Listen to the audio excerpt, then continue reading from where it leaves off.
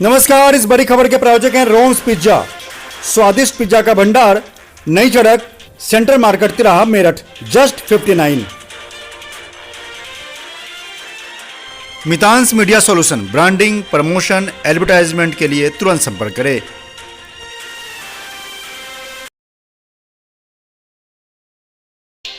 नमस्कार, रोजाना खबर में आप सभी का हार्दिक स्वागत है।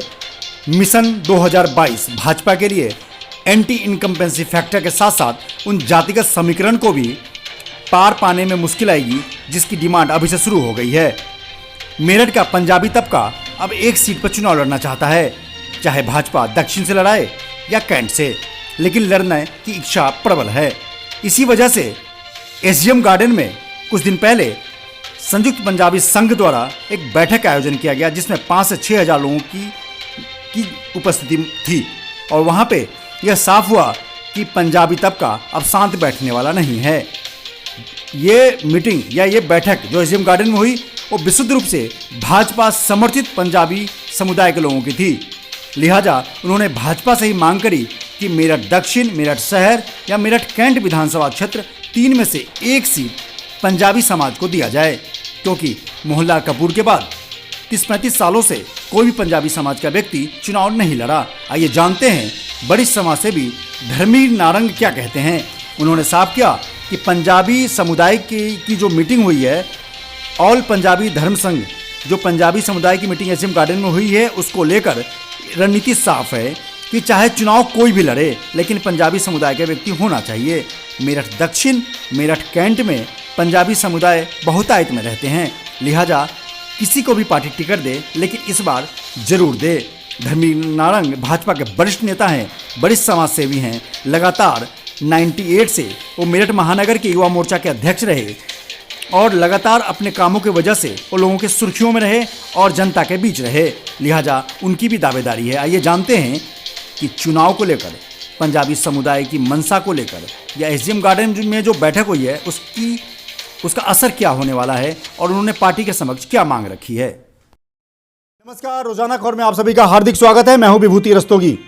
सभी पार्टियां चुनाव मोड पे है, चाहे वो भाजपा हो, सपा हो या बसपा हो, रालोद हो। ऐसा इसलिए कि बस 2 महीने चुनाव में बचे हैं, लेकिन इस बार भाजपा के लिए एंटी इनकम्पेंसी फैक्टर हमेशा रहने वाला है। पिछली बार के चुनाव उन्होंने विकास के नाम पर, डेवलपमेंट के नाम पर लिया था, लेकिन इस बार डेवलपमेंट 5 साल करने के बाद जनता को दिखाना होगा कि विकास की नैया कहां तक गई है।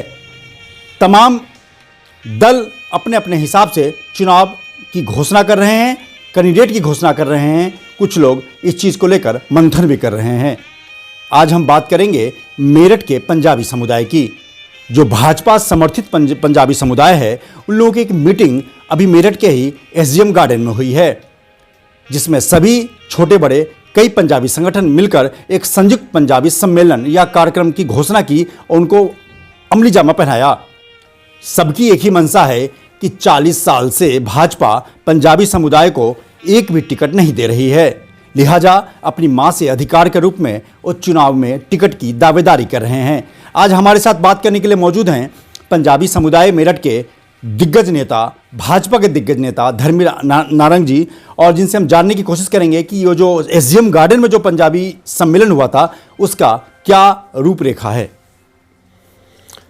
पंजाबी महासम्मेलन को करने की रूपरेखा ये है जो रही कि भाजपा को अब जगाने की आवश्यकता पड़ी हम लोगों को कि भाजपा के उच्च पदाधिकारी जागें और पंजाबियों की तरफ भी ध्यान दें। जो पंजाबी अब लगभग 3 सीटों पे 1.5 लाख से ऊपर हो चुका है वोटर, तो 1 सीट के हकदार तो बनते ही हैं। वो भी 1 सीट पंजाबियों को दी जाए, ऐसी डिमांड के साथ हम भाजपा के लिए हमने ये महासम्मेलन करके भाजपा को दिखाना चाहा कि हम पंजाबी सब एक ही हैं और भाजपा के साथ ही जुड़े हुए हैं और अपने शीर्ष नेतृत्व से यही आग्रह करना चाहते हैं कि एक टिकट हम पंजाबियों को दें। मतलब जो एसजीएम गार्डन में जो बैठक हुई है वो कमोबेश या यूँ कहें 100% उन पंजाबी समुदायों ने भागीदारी करी जिनमें जो भाजपा समर्थित है। हालांकि मेरठ में और कुछ पंजाबी ऐसे नेता हैं जो सपा और कांग्रेस से भी जुड़े हुए हैं, लेकिन यहाँ हम सवाल सिर्फ भाजपा की करेंगे। सर ये बताइए कि मेरठ दक्षिण, मेरठ शहर और मेरठ कैंट, आपकी मजबूत दावेदारी किन क्षेत्रों में है तीन में से? मजबूत दावेदारी तो दक्षिण और कैंट से ही है, जी, क्योंकि कैंट में भी पंजाबी अच्छी खासी संख्या में है और दक्षिण में भी। और दक्षिण तीसरी सीट जब बनी थी तभी से दावेदारी धर्मी नारंग जी से हम जानने की कोशिश करते हैं कि मेरठ में किस क्षेत्र में कितने पंजाबी समुदाय के लोग रहते हैं या वोटर कितने हैं। सर, कैंट में कितने हैं और दक्षिण में कितने हैं? कैंट में लगभग 60,000 प्लस हैं और दक्षिण में 50,000 प्लस हैं और लगभग शहर में 35 से 40,000 के आसपास है पंजाबी वोटर। वैसे संख्या तो लगभग 6 लाख के आसपास है, लेकिन वोटरों की संख्या जो है वो लगभग 1.5 लाख रुपए तीनों सीटों पर मिलाकर। 6 लाख जनसंख्या है जिसमें 1.5 लाख वोटर हैं। 40 साल, करीब करीब 40 साल हो गए पंजाबी समुदाय की यह मांग है भाजपा से, क्योंकि खुद को भाजपा समर्थित बताते हैं। सर, लास्ट सवाल यह है कि अगर भाजपा तीनों सीट में से एक भी सीट अगर पंजाबी समुदाय को न दे तो व्हाट टू डू नेक्स्ट, अगला कदम क्या होगा?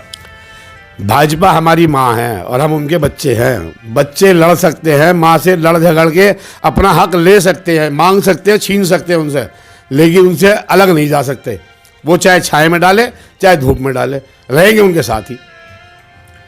एक सवाल और, चूंकि आखिरी में बोल दिया था कि क्या किसी भी व्यक्ति को टिकट मिल जाए या पर्टिकुलर किसी का चेहरा भी आप लोगों ने प्रोजेक्ट किया है? नहीं, चेहरे प्रोजेक्ट किए हैं, समिति के लोगों के पास हैं वो नाम, वो लगभग 6 नाम हैं, वो ऊपर के अधिकारियों के पास पहुंचेंगे।